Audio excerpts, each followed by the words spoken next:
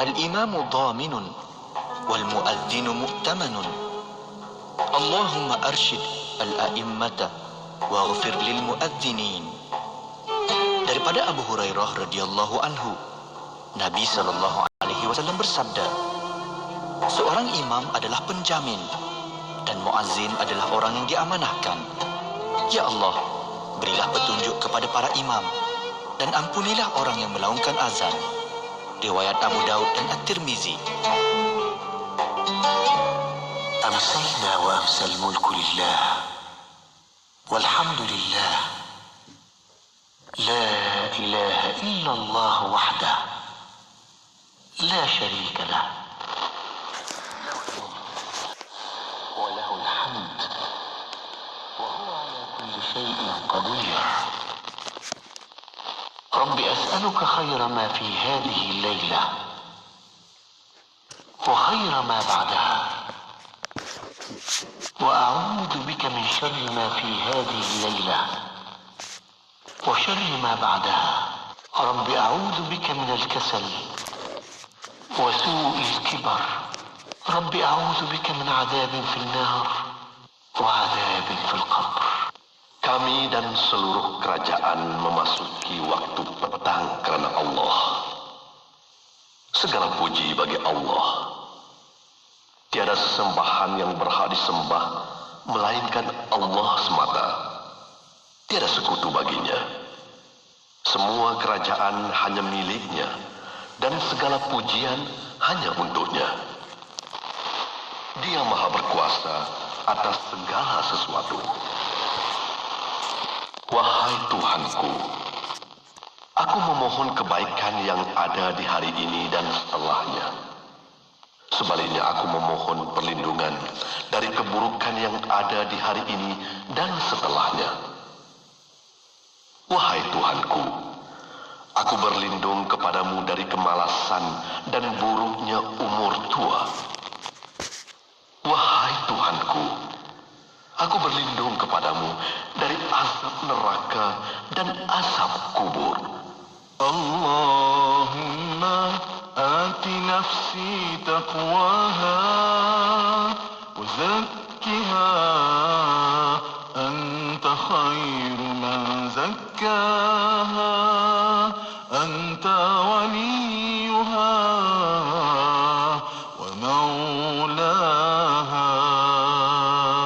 Allahumma ati nafsi taqwaha wa zakkiha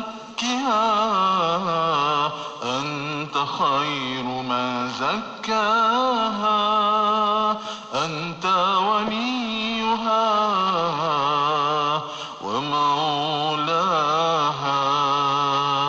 اللهم آت نفسي تقواها وزكها أنت خير من زكاها أنت وليها ومولاها.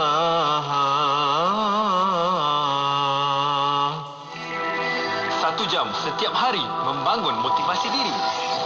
Dengarkan alunan ayat suci Al-Quran dan seruan azan bersama segmen Renungan Hikmah setiap hari jam 7 hingga 8 malam di IKIM, Inspirasi Inforia Islami. Anda kini sedang mendengar Destinasi IKIM bersama Syafiq Saleh dan Mona Jasman.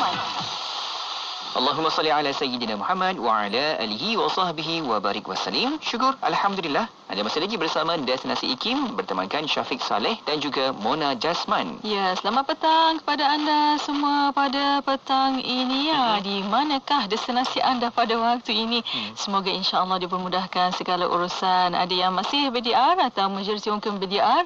Insya-Allah apa-apa yang kita buat pun kita buat dengan amanah, ikhlas dan itqan. Betul. Adanya tekun supaya kita dapat tunaikan tanggungjawab kita dengan sebaik mungkin. Kalau sebagai seorang pekerja, kan, buat sehabis baik. Sebagai seorang majikan, berikan keperluan untuk anak-anak buahnya, kan. Semoga dalam dunia ni orang kata pasti adanya keadilan yang sebaiknya.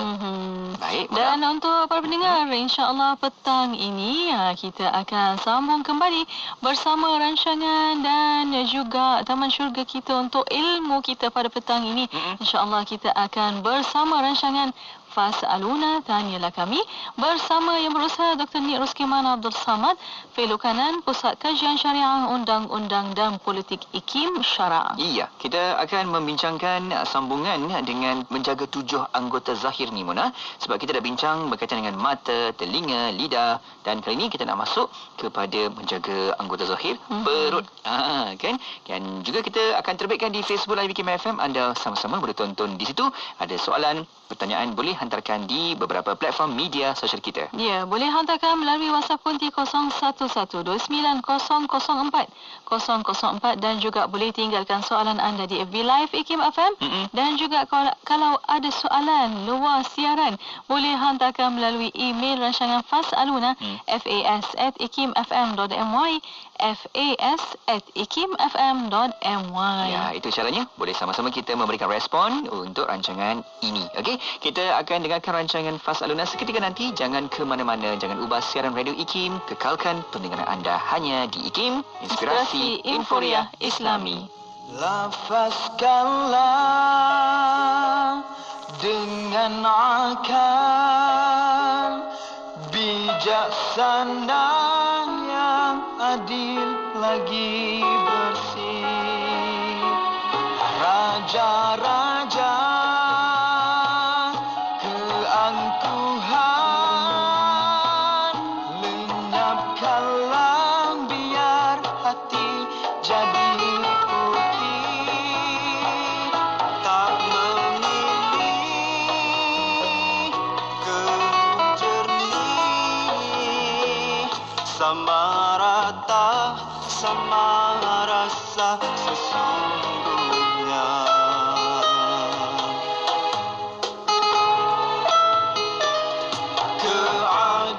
Keadilan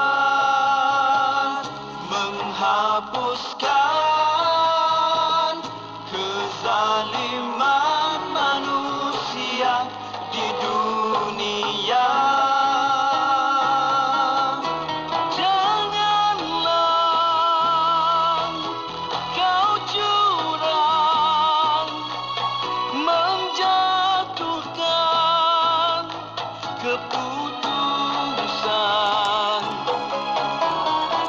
Rujuklah kitabmu, gedung ilmu kebenaran. Keadilan yang sempurna, neracanya dari hati yang beriman.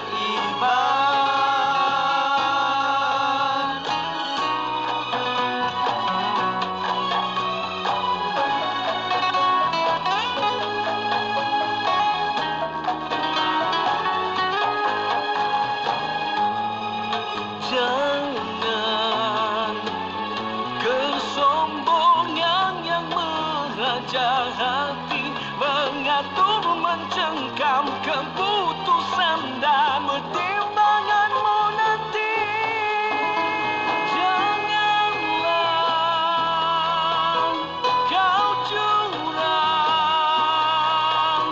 menjatuhkan keputusan. Rujuklah kita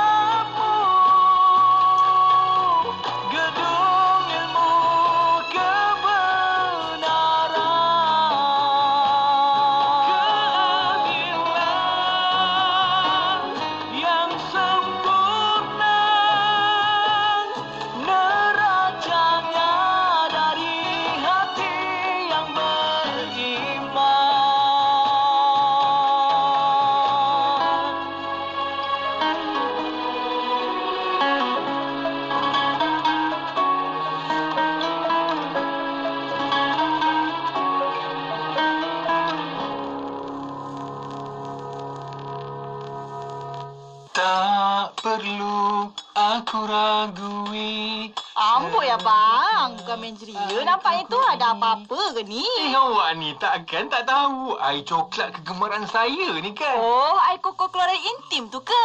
Wah, saya pun nak cubalah kalau macam tu. Kan masa kita bertunang dulu awak hadiahkan saya lagu apa tu? Kasih ke kasih. Awak ni janganlah kuat. Malu anak-anak dengar. Oh, romantiknya ayah ni. Air koko ni saya pun suka ayah. Memang lezat. Air koko minuman coklat dengan ekstrak kurma dan gam Arabic keluaran Intim Marketing.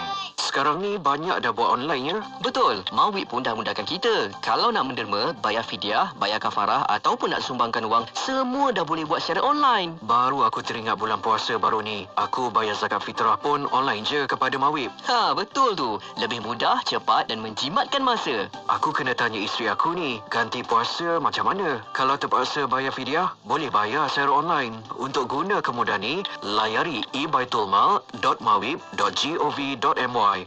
Ulang sekali lagi. ebaitulmal.mawib.gov.my. Umur dah lanjut tapi masih tak lancar mengajar Al-Quran. Dah berapa puluh tahun dah kita solat. Baca Al-Fatihah pun masih tak betul. Habis tu, saya tak pandai mengaji lagi. Macam mana? Tak apa, jangan risau. Sekarang kan dah ada mengajionsline.com. Hari dan waktu boleh pilih. Ustaz, ustazah pun ada. Yang paling best, di mengajionsline.com, yuran boleh tetapkan sendiri. Mudah sangat. Betul ke? Ya, mengajionsline.com ada pelajar seluruh Malaysia. Ada lebih 15 buah negara seluruh dunia. Okey. Sekarang saya daftar di mengajionsline.com. Layari mengajionsline.com untuk maklumat lanjut. Nuraisa, kosmetik mesra wuduk Nuraisa. Nuraisa, kosmetik mesra wuduk Nuraisa. Nuraisa, makeup mudah dibersihkan. Pilihan ramai wanita, kosmetik mesra wuduk Nuraisa. Ramai wanita, kosmetik mesra wuduk Nuraisa. Apa sah? Nuraisa.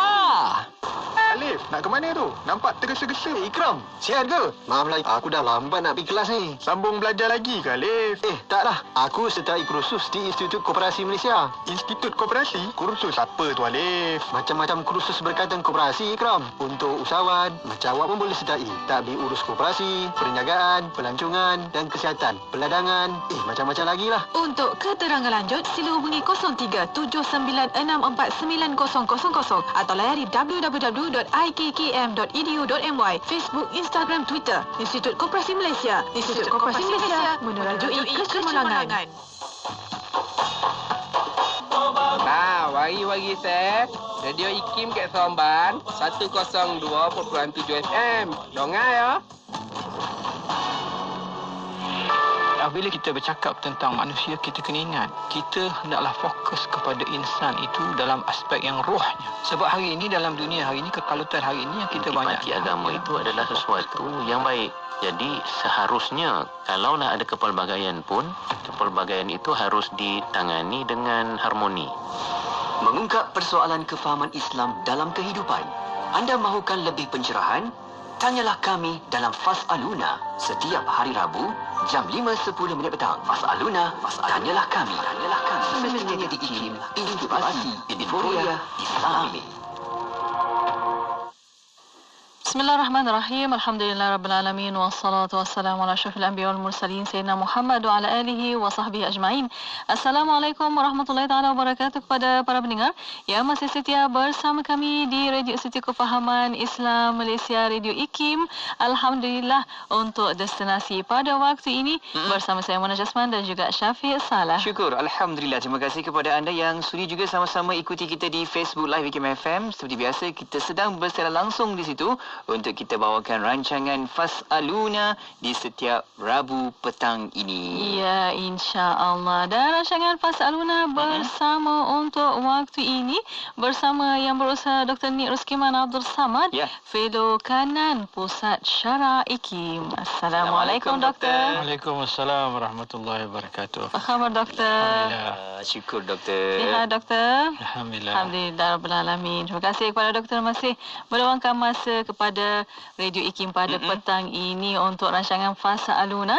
Dan untuk petang ini insya-Allah doktor akan bincangkan tentang menjaga 7 anggota zahir kita masuk ke perut pula. Masuk ke perut ni. Ya. Tempat kita makan ke kan. InsyaAllah macam mana perut kita ni menjadikan nilai ibadah kepada kita, menjaganya dengan sebaik mungkin. Jom kita sama-sama hayati bersama dengan yang berusaha Dr. Nid Roskiman. Silakan doktor. InsyaAllah. Bismillahirrahmanirrahim. Assalamualaikum warahmatullahi wabarakatuh. Alhamdulillahirrabbilalamin. Wassalatu wassalamu ala asyrafil anbiya'i wal mursalin wa ala alihi wa sahbihi ajma'in. Alhamdulillah, pertama kita bersyukur kepada Allah dapat kita bersama pada hari ini. Terima kasih Syafiq, Mona dan para pendengar yang saya hormati sekalian. InsyaAllah kita masuk kepada fasal yang keempat dalam membicarakan tentang bagaimana kita menjaga nikmat-nikmat zahir. Kita dah bicarakan nikmat telinga, nikmat mata dan nikmat mulut ataupun nikmat lidah. Sekarang kita masuk yang keempat, yang nikmat yang Allah beri kepada kita, iaitu nikmat perut. Baik, biasalah Syekh Abdul Qadir Al-Mandili dia beri dua pecahan.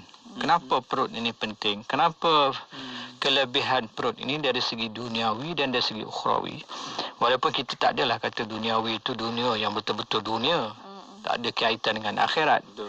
Dunia pun ada kaitan dengan akhirat, tetapi dalam konteks kita nak mudah faham, nak nampak perbezaan itu kan. Sebagai contoh, dia kata antara kebaikan perut ataupun anugerah Allah beri perut ni supaya kita boleh makan lah. Boleh rasa makan. Kalau orang tak ada perut, dia pergi makan tu, dia pergi ke mana makan? Tempat simpanan. Dia buat simpanan kan. So supaya kita boleh rasa kenikmatan dan kelazatan makanan dan minuman. Satu, itu dari segi dunia lah. Kalau kita lihat dia tu nampak tidaklah dunia sangat. Kalau tak makan macam mana nak ibadat? Kan? Tapi kita letak macam itulah dulu. Itu yang dia bahagikan. Yang keduanya dari segi untuk kita mendapat kepuasan hubungan dengan isteri kita, suami kita. Itu salah satu jugalah dia masukkan di situ. Dan ini pun sama juga, dia tidaklah semata-mata dunia. Sebab itu juga adalah hubungan agama yang dihalalkan. Dan yang lain-lainnya mungkin ada lagi lah, satu dua lagi, tapi itu yang disebutkan yang besar. Dari segi kebaikan akhirat pula, apa pentingnya perut ini? Pertama sekali, kerana daripada perut ini dia mengubah makanan itu menjadi benih ataupun air mani atau apa-apalah zuriat untuk kelahiran. Kalau tak ada makanan, macam mana nak lahir zuriat? Betul. Kan? Sebab itulah kita kalau lelaki ke perempuan kan dinasihatkan makan itulah, makan inilah. Nak anak lelaki nak makan daging lah. Anak perempuan makan dia macam-macam betul. Sayur lah, itulah ini kan. Itu semua adalah petua-petua untuk daripada makanan lah. Makanan, sumber makanan. Perut kan yang akhirnya pergi ke perut. Daripada perut diproses, dijadilah benih, dijadilah zuriat kita kemudiannya insya-Allah. Jadi itu antara kelebihan kita kata dari segi ukhrawi. Dia adalah untuk penerusan zuriat kita dan yang seterusnya, yang lain-lainnya termasuklah dengan kita makan itu kita mampu untuk beribadat kepada Allah.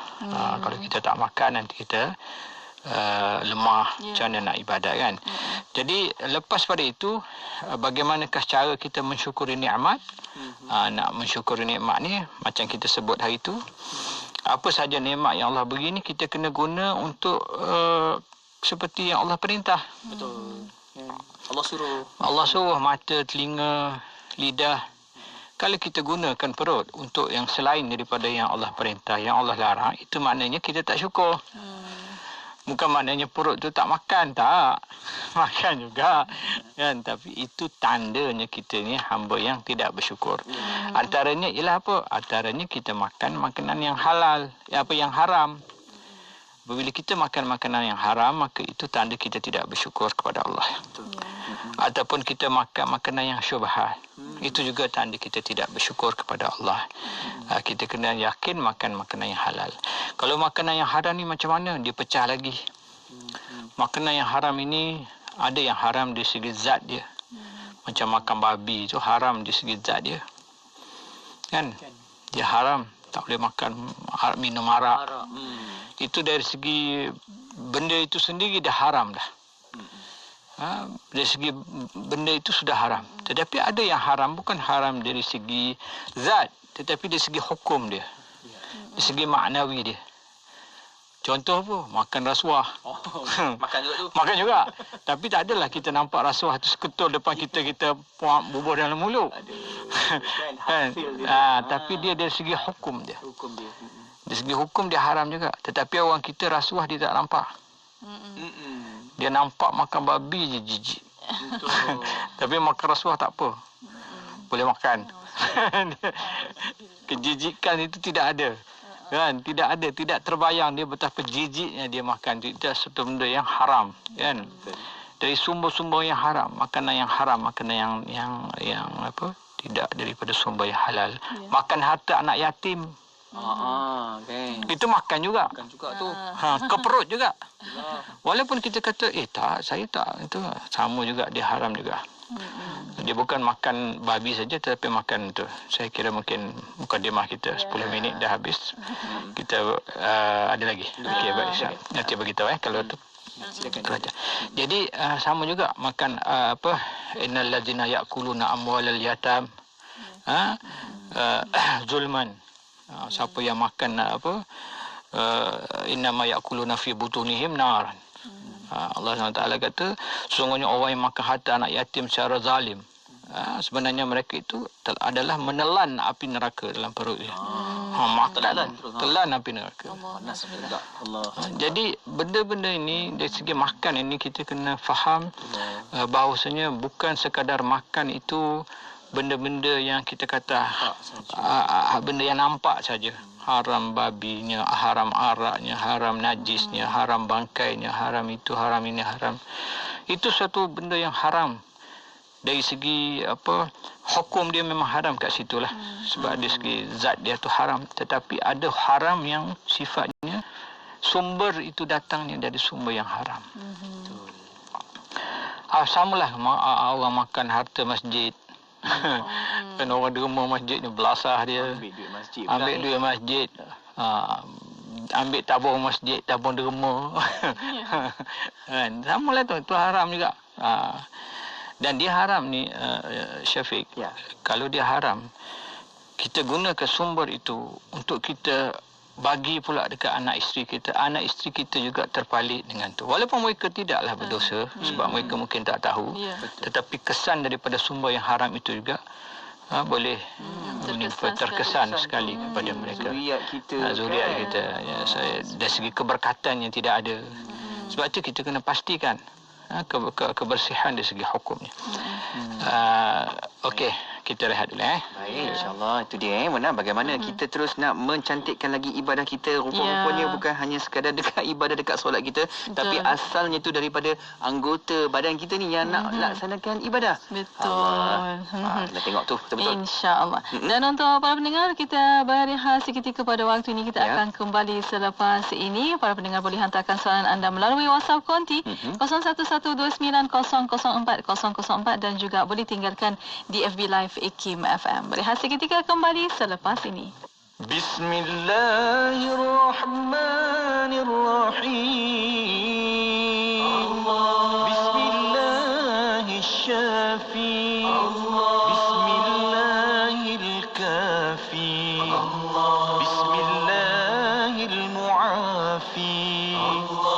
Bismillahilladzi la yadurru ma'asmihi syai'un fil ardh wala fis sama' wa huwa as-sami'ul 'alim.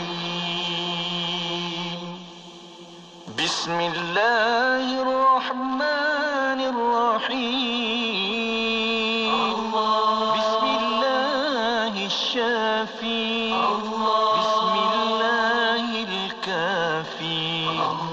Bismillahirmuafi. Bismillahilladzi la yadurru ma'asmihi syai'un fil الأرض ولا في السماء وهو السميع العليم بسم الله الرحمن الرحيم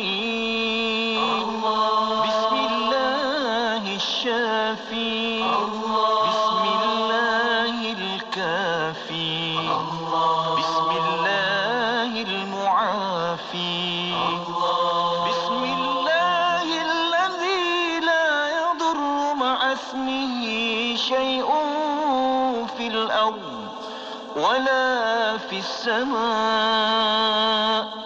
وهو السميع العليم بسم الله الرحمن الرحيم بسم الله الشافي بسم الله الكافي بسم الله المعافي بسم الله الذي لا يضر مع اسمه شيء في الأرض ولا في السماء وهو السميع العليم بسم الله الرحمن الرحيم بسم الله الشافي بسم الله الكافي بسم الله المعافي بسم الله الذي لا يضر مع اسمه شيء في الأرض ولا في السماء وهو السميع العليم Inspirasi, Inforia, Islami, sembunyi di IKIM. Bismillah, alhamdulillah, wassalatu wassalamu ala rasulillah. Alhamdulillah, masih bersama kami pada waktu ini. Dan untuk waktu ini masih bersama rancangan Fas'aluna. Ya, betul. Kita sedang juga bersiaran di Facebook Live IKIM FM. Dan terima kasih yang sudi share, komen dan juga sertakan respon anda di Facebook Live kita. Masya Allah, betul, meriah juga ni. Betul, Facebook dari Live awal rancangan lagi, Doktor ni. Bersama Nuraini Ramlan Ani, Farida, Intan Sumaya, Sharifah Kasim. Dan ni Tofen ni, Doktor ni. Ebon Ismail, Dina, dengan Arfah. Ramai lagi Halimah dan ramai lagi yang menulis Nuriza, menulis learning point yang doktor sebutkan tadi tentang perut. Masya Allah, alhamdulillah. Itulah Mona, kita perlu sambungkan lagi untuk tajuk kita pada petang ini, menjaga 7 anggota zahir. Kita berada di fasal yang berikutnya ni, iaitu menjaga perut. Ya, untuk sambungan ini silakan doktor. Ya. Bismillahirrahmanirrahim. Jadi kita sebut di sini 3 sebab kenapa perlu kita menjaga perut daripada makanan haram maupun syubhah. Kita kena laju sikitlah sebab saya ada 2 minggu je. Minggu ni lah, minggu depan je. Itulah, kita laju sekarang. Pertama, kerana kita takutkan neraka. Kita jaga perut ni bukan sebab kita nak diet, nak kurus, tak. Itu mungkin secondary boleh, cerita lain kan. Tapi kita jaga perut ni pertama sebab kita takutkan neraka. Sebab apa Allah SWT sebut innal ladzina ya'kuluna amwalal yatama zulman innama ya'kuluna fi butunihim naran. Jadi sesiapa yang memakan harta anak yatim secara zalim, sebenarnya mereka itu hanyalah menelan api neraka ke dalam perut mereka. Dan mereka pula akan masuk ke dalam neraka. Jadi harta anak yatim secara zalim, itu maksud dia. Makan harta anak yatim secara zalim itu maknanya dia syarah lagi kat situ. Kalau orang yang diamanahkan dengan harta anak yatim dan digunakan untuk anak yatim itu tidak ada apa-apa halangan. Dia melaksanakan tanggungjawab dia. Masalahnya sekarang mak bapak budak meninggal dan harta banyak. So dia yang bermewah-mewah dengan harta anak yatim itu. Itu yang dikatakan memakan harta anak yatim secara zalim. Kalau harta anak yatim itu dia belanja untuk pembesaran budak tu, pelajaran, itu tak ada masalah. Kena faham itu. Jadi satu, kita takut dengan harta yang kita makan itu. Apa sahaja, tak kira lah. Yang zahir, yang kita kata macam tadi babi dan sebagainya, alkohol, arak, ataupun rasuah, ataupun riba, ataupun apa saja, duit-duit yang meragukan, yang syubhah, yang kita tak jelas. Itu termasuk dalam makan harta yang bawa kepada perut lah kita kira. Dia dari segi hukumnya. Dan orang yang makan ini harta yang tidak sah ini, ada satu hadis di dalam kitab Qalbun Salim, la yadkhulul jannata lahmun nabata min haram. Atau kama qala, tidak masuk syurga orang yang ataupun daging yang tumbuh, daging kita lah, daging kita yang tumbuh daripada sumber yang haram. Jadi kita kena beringatlah dalam hal ni supaya kita tidak termasuk di kalangan orang yang makan harta yatim dan juga makan harta yang syubhah. Harta yang syubhah ni banyak sebenarnya yang tidak jelas, kan? Yang kita kena jaga. Yang kedua, tidak mendapat pedoman benar dalam kita beribadah. Apabila kita beribadah, kita takut kita melencong daripada ibadah yang sebenar, pedoman yang sebenar, disebabkan daripada kekotoran hati kita. Kita tak nampak yang benar, kita tak nampak yang hak, kerana hati kita sudah kotor oleh makanan yang haram. Yang ketiga, ibadah tidak diterima. Orang yang makan makanan yang haram atau yang syubhah, maka ibadah dia tidak diterima. Ini macam satu hadis lah, kita selalu dengar bulan puasa kan. Kam min sa'imin laisa lahu min siyami ila al-ju' wal 'atash. Kam min qa'imin laisa lahu min qiyamihi ila as-sah. Tidak ada faedah. Berapa ramai orang yang berpuasa yang tidak apa-apa dapat daripada pahala puasa dia, melainkan lapar dan dahaga. Sia-sia. Ataupun orang yang berdiri malam buat tahajud, sia-sia. Kenapa? Salah satunya ialah dia makan daripada sumber yang haram. Begitu juga tambahan lagi, satu daripada ketakutan kita bila kita makan makanan yang haram ini, ialah apabila kita berdoa, doa kita tidak dimakbulkan oleh Allah SWT. Allah Ta'ala tak terima.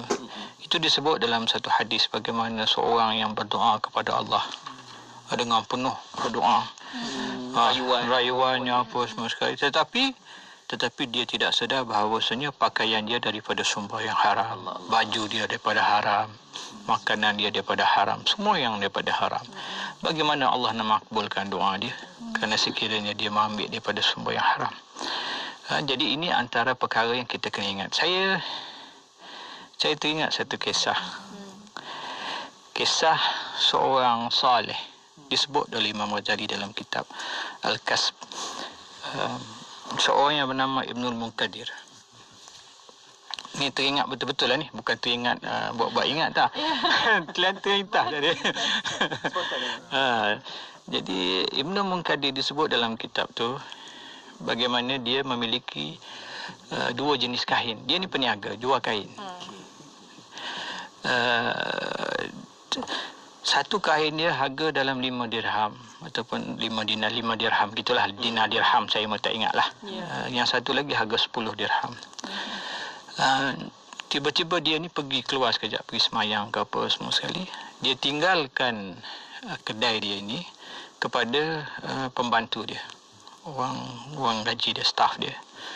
Tiba-tiba datang orang beli kain dia.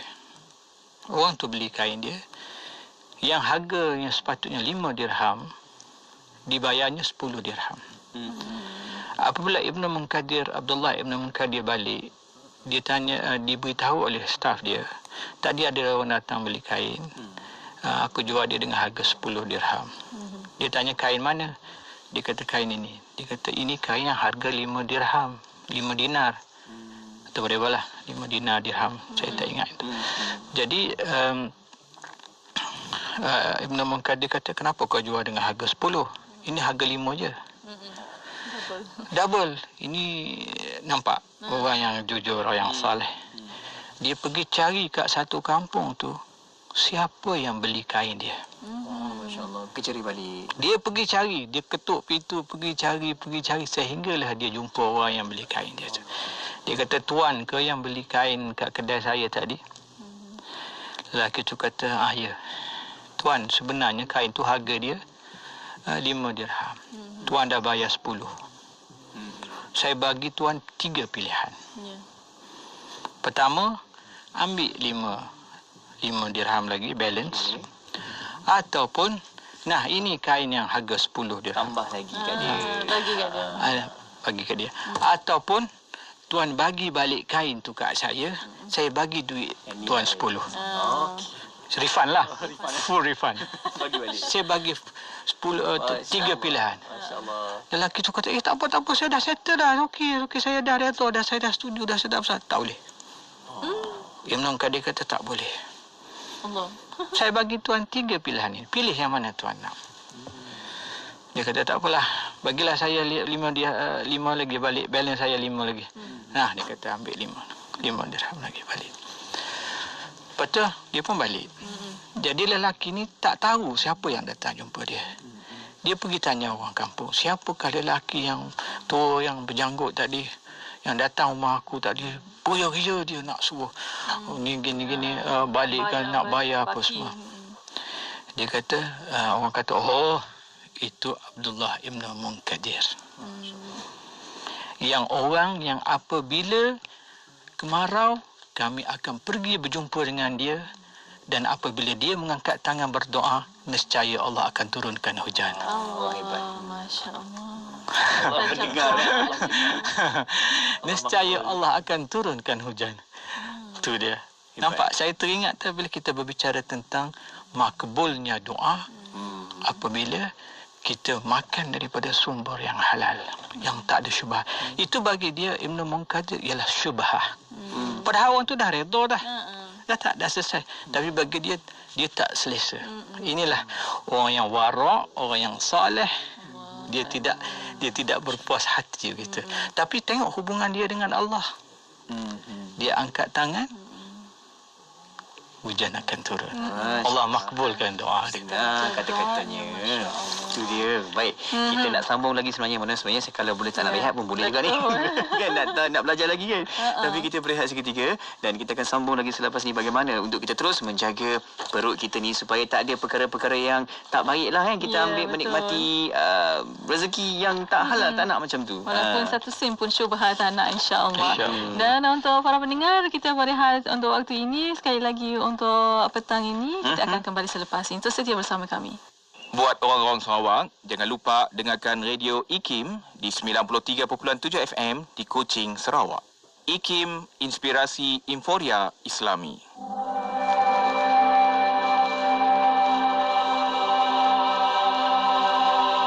قال رسول الله صلى الله عليه وسلم من يريد الله به خيرا يفقهه في الدين رواه البخاري. Rasulullah sallallahu alaihi wasallam bersabda, barang siapa yang Allah kehendaki ia menjadi baik, maka Allah beri kefahaman kepadanya terhadap agama. Riwayat Al-Bukhari.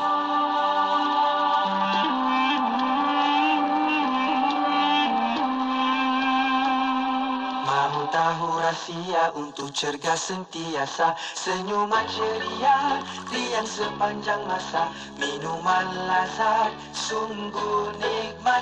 Abang mahukanlah susu kambing, kakak pun mahukanlah susu kambing, adik mahukanlah susu kambing. Tahu kegemaran kami semua, las susu kambing.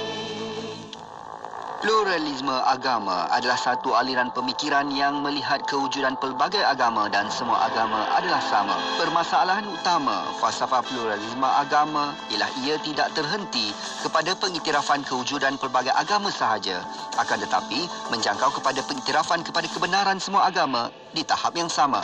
Bagi merungkai dan menjawab isu pluralisme agama, dapatkan buku terbaharu IKIM, Pluralisme Agama, Satu Penelitian Islami. Pelbagai bab dalam buku ini merupakan respon ilmuwan Muslim terhadap faham pluralisme agama dari pelbagai dimensi ilmiah. Jom dapatkan segera buku ini dengan tawaran diskaun menarik di www.ikimniaga.my atau hubungi Unit Pembangunan Ekonomi dan Pemasaran di talian 03 6204 6389 atau 03 6204 6388. Dapatkan sekarang. Nuraisa, Nuraisa, kosmetik mesra wuduk Nuraisa. Nuraisa, Nuraisa, kosmetik mesra wuduk Nuraisa. Nuraisa, Nuraisa, Nuraisa, makeup mudah dibersihkan. Pilihan ramai wanita, kosmetik mesra wuduk Nuraisa. Ramai wanita, kosmetik mesra wuduk Nuraisa. Apa sah? Nuraisa. Ayo, sertai kempen Jom menyumbang RM50 demi pembebasan Masjid Al-Aqsa dan Palestin. Hubungi kami 0389267019 dan layari Facebook Aman Palestin. Dengan roh, dengan darah, kami berkorban untukmu, Ya Aqsa. Rutin harian saya setiap pagi, perkara pertama saya buat ialah minum 2 sudu serai mas kurma Hidayah Plus. Dengan pengambilan secara berterusan, Alhamdulillah, semua kerja dapat diuruskan dengan baik dan bertenaga sampai ke malam. Serai mas kurma Hidayah Plus ni adalah nutrisi tambahan semula jadi. Untuk kekal bertenaga, terus dapatkan serai mas kurma Hidayah Plus di toko-toko jamu dan farmasi seluruh Malaysia dan ikuti perkembangan kami di media sosial Facebook dan Instagram Serai Mas atau hubungi kami di talian 013-782-5282. Iklan ini diluluskan oleh Lembaga Iklan Ubat. Kepada warga negara Malaysia, anda dijemput untuk mengisi kekosongan jawatan sebagai pembantu penyelidik sambilan di Perpustakaan Institut Kefahaman Islam Malaysia IKIM. Tempoh kontrak adalah selama 1 tahun. Anda perlulah berumur tidak kurang daripada 23 tahun dan memiliki sekurang-kurangnya sarjana muda dalam bidang penulisan sejarah atau tamadun Islam daripada universiti-universiti awam atau kelayakan yang diiktiraf setaraf dengannya. Sekiranya anda mempunyai kemahiran bahasa dalam bahasa Arab, Inggeris dan lain-lain, ia adalah satu kelebihan. Antara tugas dan tanggungjawab adalah membantu penyelidikan berkaitan perpustakaan IKIM dan koleksinya, membantu penghasilan karya pelbagai bentuk seperti penerbitan khas dan video dokumentari tentang perpustakaan IKIM dan koleksi, serta tugasan promosi berkaitan koleksi buku etika dan koleksi tamadun Islam. Sebarang maklumat lanjut hubungi Unit Modal Insan 0362046374. Tarikh tutup permohonan adalah sebelum atau pada 31 Disember 2020. Sentiasa bersama berkongsi info terkini. Pastinya di IKIM. Inspirasi Inforia Islami.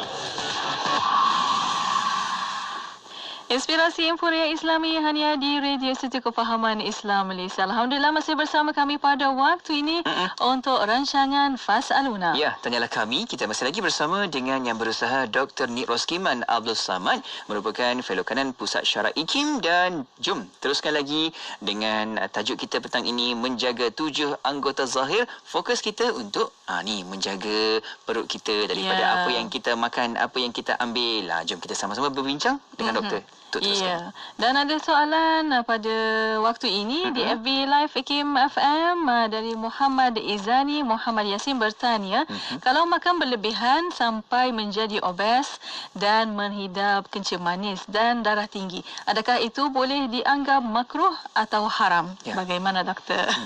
Silakan. Bismillahirrahmanirrahim. Saya pun memang nak masuk bab makan ni. Makan banyak. Perut mesti makan.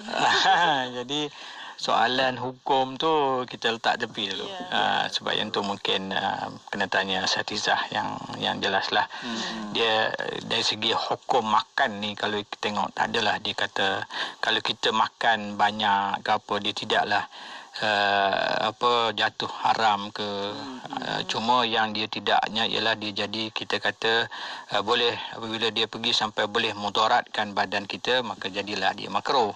Kan kalau kita makan terlalu banyak kan. Tapi kalau kita makan sekali-sekala tu, pendapat ulama kata tak apa, sekadar untuk kita meraihkan ke apa ke, saya tengok dalam kitab ini. Baik, pertama kita kena ingat, selain daripada makanan halal haram, syubhat tu sebagainya tu, satu lagi berkaitan dengan perut ni ialah makan banyak. Makan banyak. Makan banyak ni Nabi sebut dalam satu hadis, ma mala ibn Adam wi'an syarra min batni. Atau kama qala. Tidak adalah tempat. Tidak adalah tempat bekas yang diisi oleh anak Adam yang paling buruk lebih daripada perut. Kan? Jadi perut ini kalau diisi oleh anak Adam, dialah kita kata yang paling paling teruk sekali, paling buruk sekali kalau kita isi banyak-banyak. Jadi kita kena ingat, sebab tu disebut juga perut ini punca segala penyakit. Dalam satu hadis Nabi, satu lagi Nabi sebut yang diriwayatkan oleh Tirmizi, bihasbi ibn Adam ukala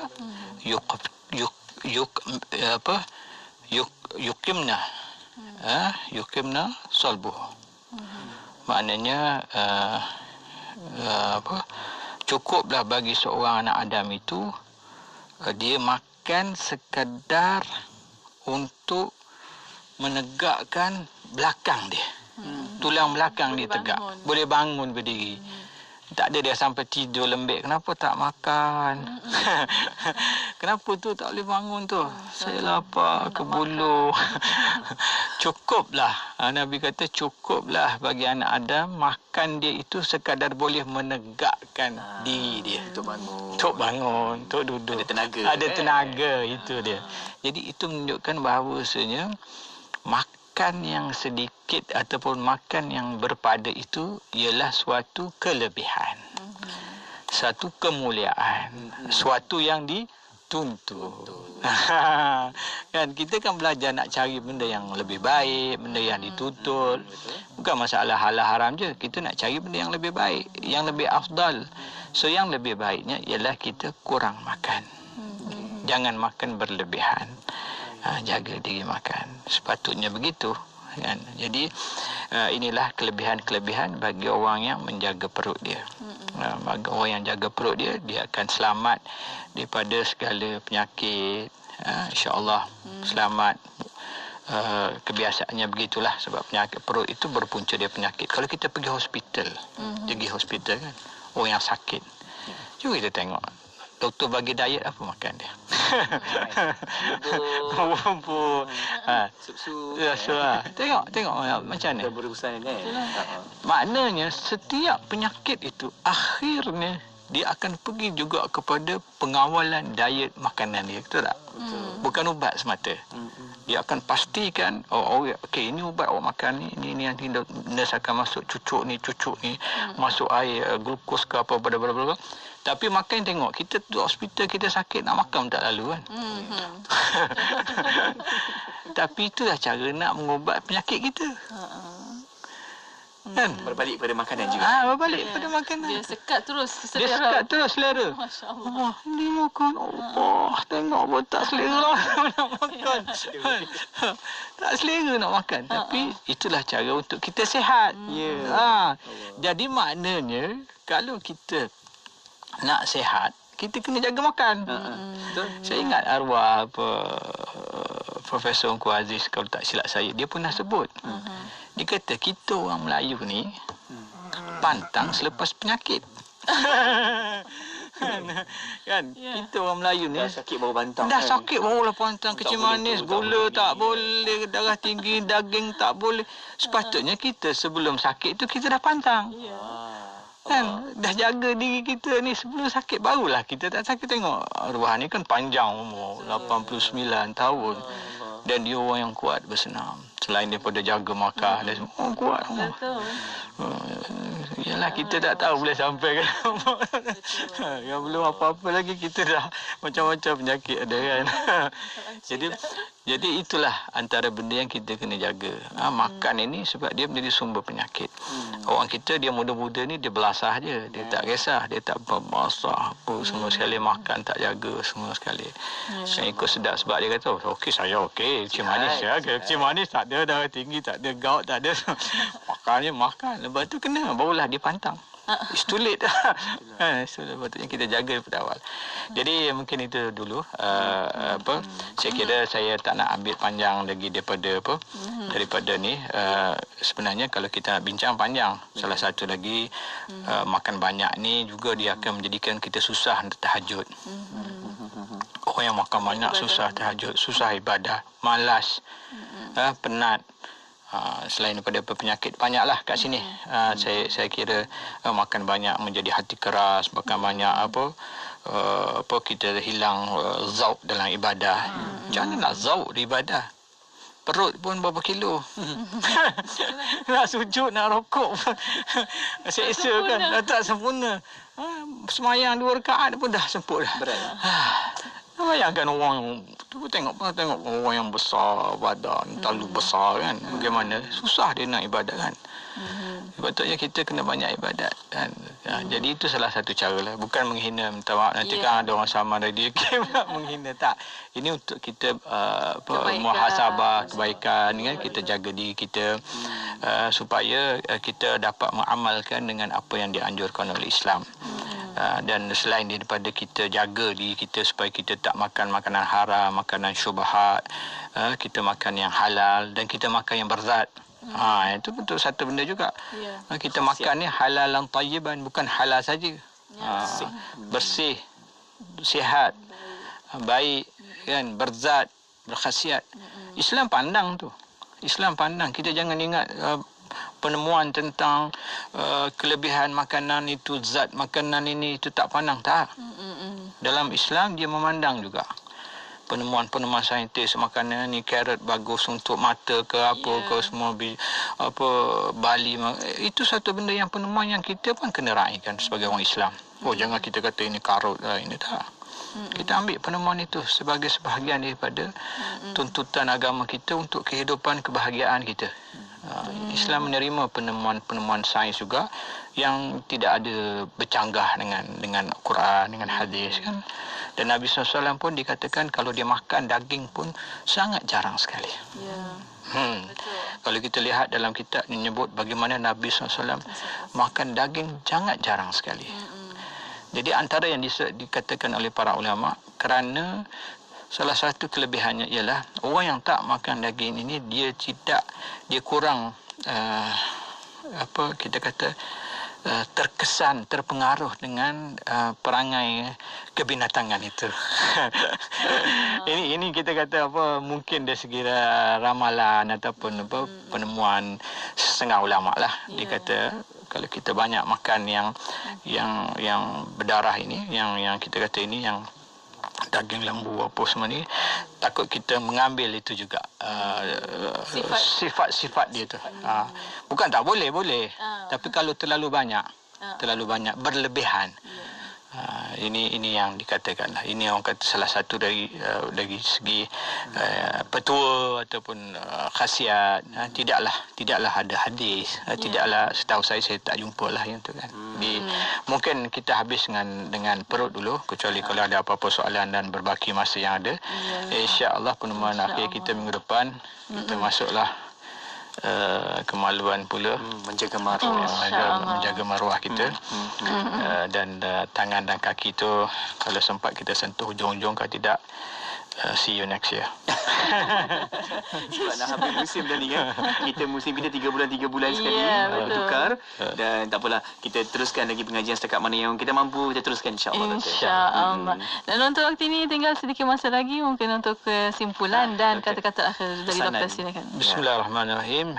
Kita masuk bab menjaga perut kita. Dan seperti mana yang disebutkan sebelum ini, kelebihan perut ataupun apa yang perlu kita jaga, yang paling utama sekali ialah jaga dari segi makanan kita yang haram. Sama ada yang haram itu kerana asal dia, zat dia yang haram, ataupun haram kerana hukum dia haram, kita kena jaga. Dan juga yang syubhat, termasuklah yang syubhat ini yang tak jelas, wang-wang yang tak jelas dan sebagainya, itu juga kita kena jaga. Kalau kita ragu tentang benda ni halal atau haram, itulah yang dikatakan syubhat. Senang je. Ni haram ke halal, haram ke halal. Kita was-was tu kita letak je kat haram. Sebab dia termasuk dalam, kita kata, benda yang syubhat, benda yang meragukan. Jadi kita harap bagi orang yang warak dalam hal yang melibatkan syubhat, dia akan tinggal. Dia akan tinggal. Dia tidak semestinya benda tu haram, tetapi benda yang sifat syubhat pun dia tinggal.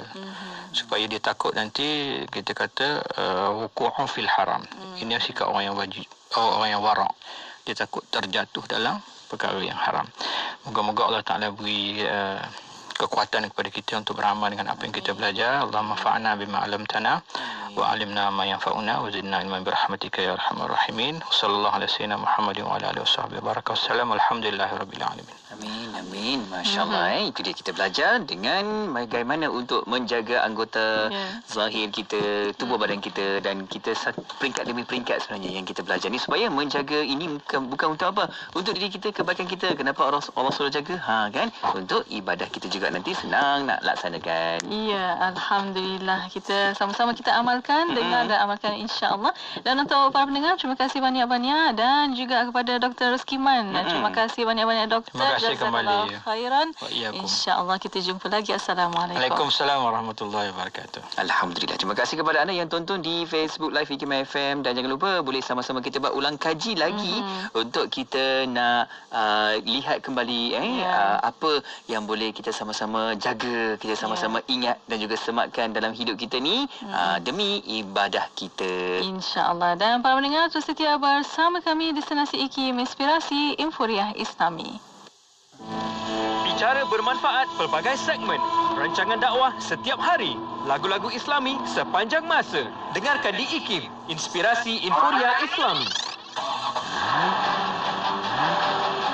Ramai kalangan pemandu atau pilot, pemilik kenderaan atau penunggang motosikal lagi ni gemar menggunakan gadget ketika pemanduan atau menunggang. Ini akan memberikan kecelakaan kepada diri sendiri ataupun kecelakaan kepada orang lain. Janganlah kita sebagai penyebab menyebabkan orang lain mati atau orang lain susah atau orang lain cedera. Kerana bukan kita kesorangan bila berada di atas jalan raya. Jauhkan diri anda daripada gadget ketika pemanduan dan juga menunggang motosikal. Jadilah pemandu bijak, kocek selamat, jiwa selamat, harta selamat. Keselamatan diutamakan. Teruskan bersama IKIM, Inspirasi Inforiah Islami. Inspirasi Inforiah Islami. Sembunyi di IKIM. Bismillah.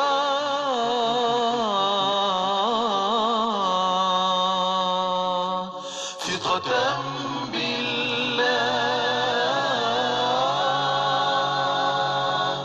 وتوكلا عليه وتوكلا عليه وتوكلا عليه وتوكلا عليه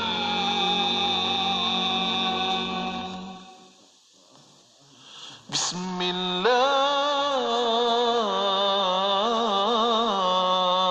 الله ثقة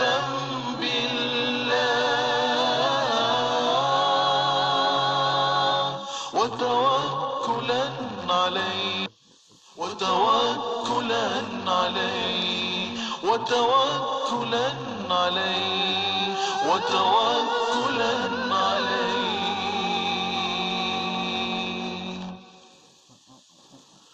بسم الله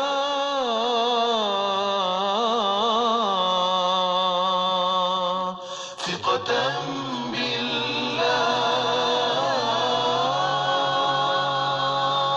وتوكلا عليه وتوكلا عليه وتوكلا عليه وتوكلا عليه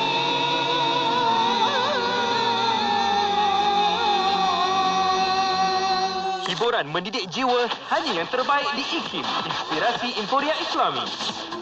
Pengumuman azan maghrib ini dibawakan kepada anda oleh Muslim Care Malaysia.